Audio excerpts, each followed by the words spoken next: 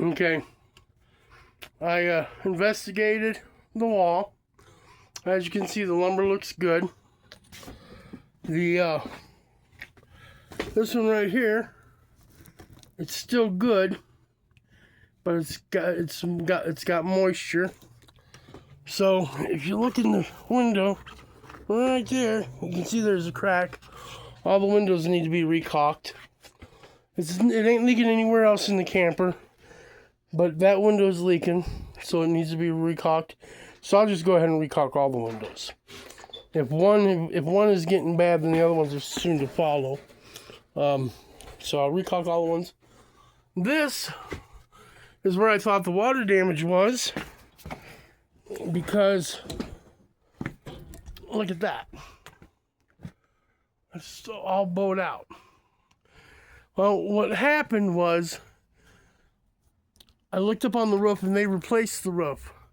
So that tin up there, that new drip edge, that's because they replaced it. They put a flat sheet on the roof.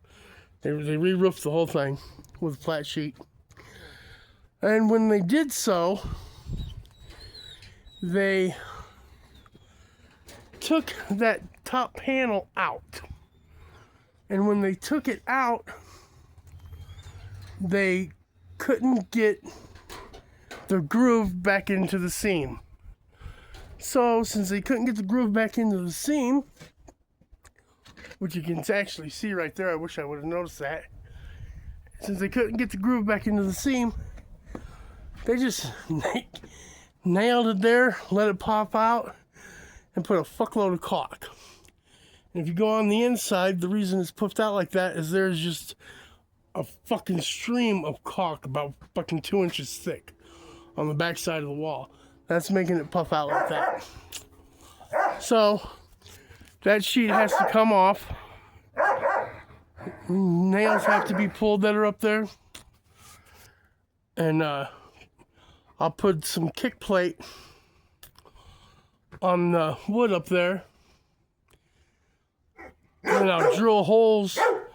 And I'll put oh shit. I'll put I can't think of the name of them. I'll put rivets. I'll put rivets in there, white rivets, and then I can just paint over it, and you won't even notice it.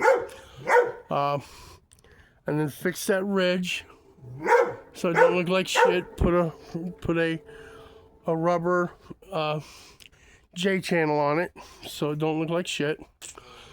But where the sink was leaking, this is all rotted.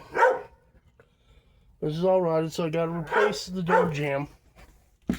Which replacing the door jamb ain't that hard to do. It's a lot easier. It's a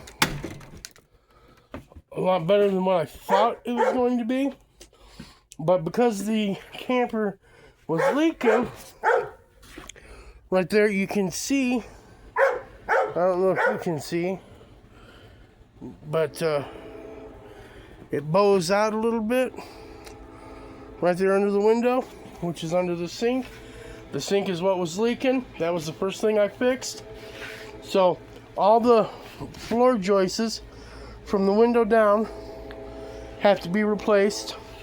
The wood from my boot to the door has to be replaced, and the door jamb has to be replaced. It sounds like a lot, but it's actually really easy and really simple.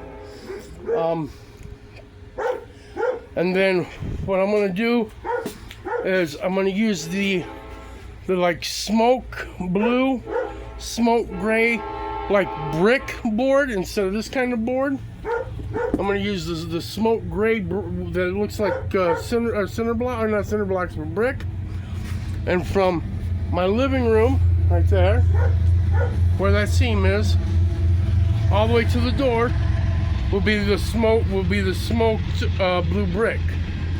So my kitchen will be smoked blue brick.